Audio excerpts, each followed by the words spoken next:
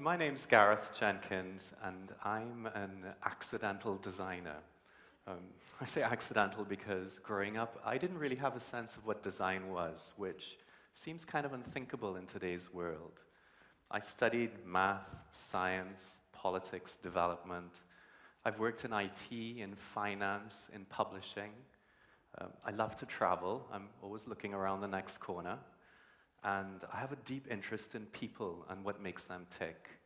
It's only later on that I discovered that there was an actual career designer that allowed me to do all of these things at once. Yes. So in 2001, I moved back to Trinidad from the UK and founded a company called Abovegroup. And we would go on to make a significant impact on the practice of design here in Trinidad and Tobago and in the wider Caribbean. And over the past 15 years, I've been really lucky to work with some amazing people on great projects with great clients. Trinidad and Tobago is a relatively young country. Not as young as South Sudan, but not as old as Greece either. And in our post-colonial experience, the practice of graphic design here is relatively young too. At first, leaning quite heavily on the influences of others. And now with the proliferation of technology, we're seeing a lot more design popping up all over the place. And sometimes you see these new bits of design next to the old bits, and you kind of wonder which one is more effective. We're at a stage now where we have organizations that have really embraced design, and they're able to command a lot of respect, bring audiences together, and have a big cultural impact. It's no surprise that our corporations have led this, because if you can communicate very clearly and articulately with your stakeholders, in this case your customers, then they're going to have a better understanding of who you are and what you stand for, and you're therefore going to get more business out of it. And so the private sector has led in the embracing of design, but what about the public sector? Well, in that regard, we have a lot in common with other emerging places. And I know the idea of emerging or development can be a contentious one. I mean, who's to say that this place is developing and that one's developed, and why should that be an arc that we follow anyway? And I get that. And I know that there are other ways of measuring development, hard economic ones, which we do well on, human development, we're doing pretty well, the idea of measuring happiness, and we're a really happy people. But as a designer, I look to something else, and that's the sophistication of design in a place. Now, if the idea of development is contentious, then sophistication is probably even more so. I mean, how can you measure that? Isn't that completely subjective? Well, the thing is if you think of design as having to serve a particular purpose, which is to express an idea to a set audience in a way which is memorable, understandable, culturally appropriate, and beautiful, then you can begin to look at individual bits of design and assess their effectiveness. And when you start pulling those together, you get a sense of the caliber of design in a place. Design also adds to the cultural capital of a country, much like art or architecture would do. And here's an example that I like, a prepare to stop sign in British Columbia in Canada. And what it does, it appears a couple hundred meters before a traffic light. And when the light's about to change, it gives you some advance notice, so you're able to slow down safely. And while that sign says something about the transportation network in Canada, what it also says is something about Canadians in general. You see, this is quite a kind, thoughtful bit of design. And Canadians are kind of known for being kind and thoughtful as well. Or if you've been in the UK and Ireland and you go to cross the road, the pedestrian crossings are really, really well marked. And if you don't come from a place that drives on the left, then you know that you need to look left before crossing the road. So it's clearly well done. The way the pavements dip mean that it's accessible for people with mobility issues. And what I really like about it are those red tiles that you see. That's known as blister paving. And basically what it does is it adds texture into the pavement. So if you're visually impaired when you're walking along, you feel a change in texture, and you know that that's a safe place to cross the road. And that tells us a little bit about the UK and the way that it looks towards its citizens and the kind of compassion that it shows.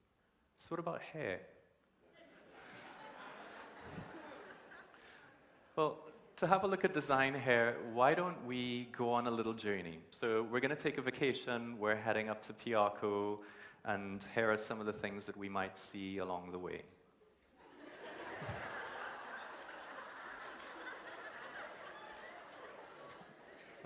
You know, this signage has been, you know, there's a lot more of it recently, and that's a good thing. And obviously the typography is wrong, the alignment's all over the place. The fact that the sign that appears 100 meters before it is completely different shows that we haven't put any design systems in place here. The arrows sort of going off like tentacles, shopping carts, and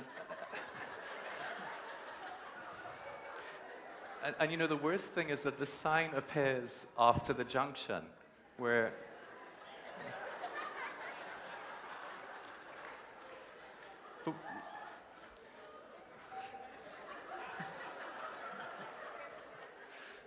what this does show, though, is if you look in the background of the sign, you can see that the advertising is actually really well positioned and really clear. And that tells us a little something about our visual communication priorities in this country, what's important. We forgot something, so we better rush to the mall. Except that there is no rushing around this mall because there's no signage, there's no directory, there's no way of finding the shop that you're looking for. And you can see that a lot of attention has been paid to the surface here, the fountain, the glass, the chrome, the artificial palms. But no one has stopped to think about the people who actually use this space and how they would find their way around. We find the shop, and we go to make a purchase. We come across another design issue. Now, there are tens, maybe hundreds of thousands of these links machines everywhere. But every time you go to buy something with the links, you have to relearn how the link system works. What's the order that it's done in? And most agonizingly, you know, which is the button for checking and which one is for saving?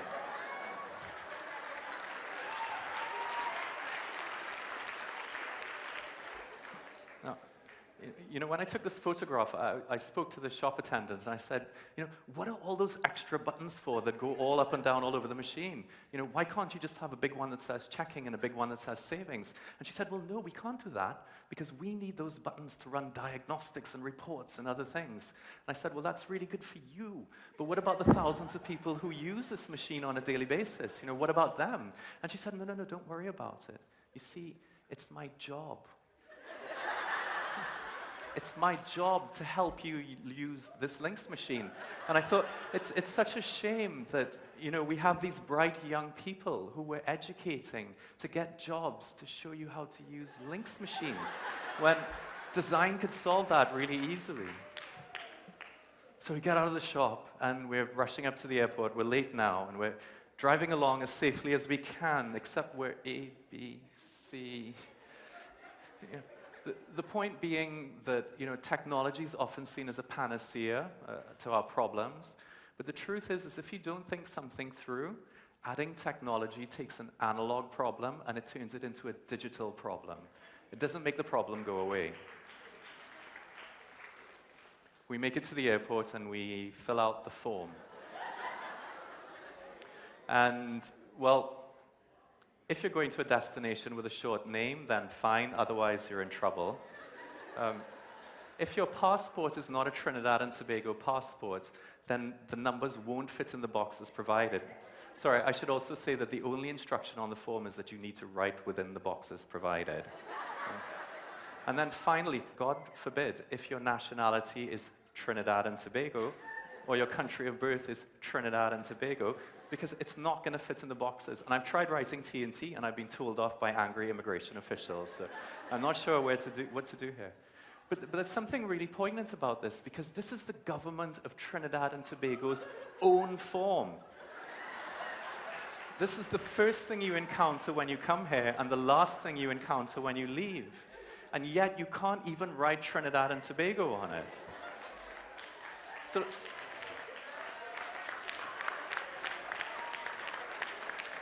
look, I know that this can be amusing, but you think there have been millions of these forms filled out, and after a while, it makes you feel really frustrated. It makes you feel stupid.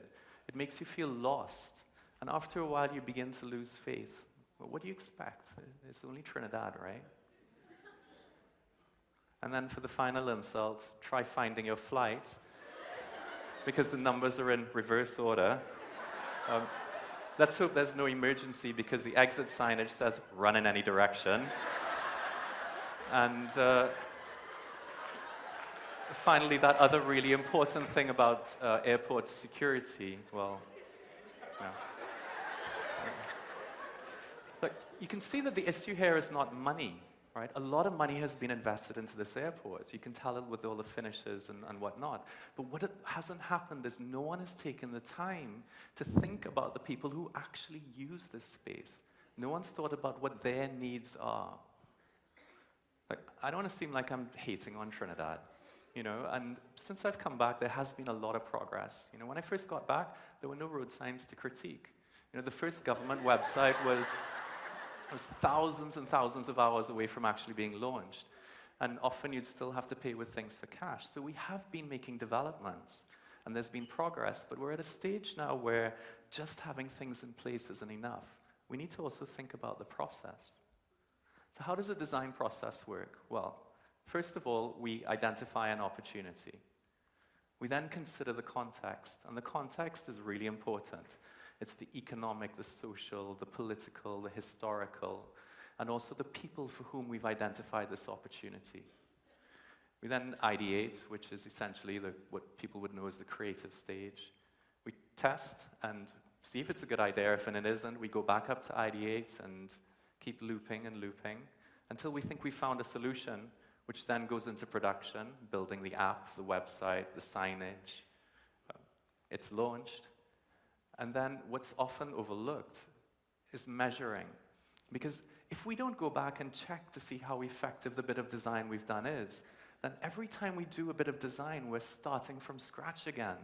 And we're not learning, we're not moving forward. We're not giving ourselves a chance to identify new opportunities. So where can we see that this has happened? Well, this is the metro system in Mexico City. And you know, while the iconography seems quite contemporary, this was actually done in the 1960s. And the way that it was developed was the designer looked for artifacts on the ground that people would be familiar with, and then created icons for the stations that matched underground. So people could map what they knew above to this new system evolving underneath. And it's had a big influence on graphic design in Mexico and also on the architecture of Mexico City. But what's particularly interesting about it is in the 60s in Mexico, literacy rates were really quite low. And what this did by using pictograms, which reference Mexican history, is it gave illiterate people a chance to use the system as well. It's a type of inclusive design. And you have to kind of wonder, you know, with all the talk about rapid rail coming back on stream, whether we're going to take this kind of consideration and thought into our own design process. I really hope so. Currency. These banknotes from Madagascar, and yes, they're pretty and the colors are lovely and they're socially inclusive, but what I really like about them is the fact that the bigger notes in terms of value are also physically bigger and the smaller notes are smaller. And so if you're new to the country, or you're visually impaired, or if you're in a low light situation, it's easy to tell whether you've got a lot of money or a little bit of money. Let's compare that to our own banknotes, which have, you know, interesting colors. It's good that the colors are separate. But I'm looking at you, Mr. $50 note here, and which was reintroduced in 2012. And clearly, if a $5 note and a $10 note had eloped and had a kid, that would be the $50 note. 5 times 10 is 50. The problem is that it looks a lot like its parents, and so in low light or if you're in a hurry, it's very easily confused with a note of a lot less value. And perhaps in recognition of this, we got the new $50 note. And this has won a lot of awards. It got a banknote of the year. You know, it's very pretty, and it's made of polymer, talking about the process. But it doesn't look like any of the other banknotes we have. It doesn't fit into the system. And so the way to know if you have a Trinidad and Tobago $50 note is to go through your wallet and find one that looks like it comes from another country.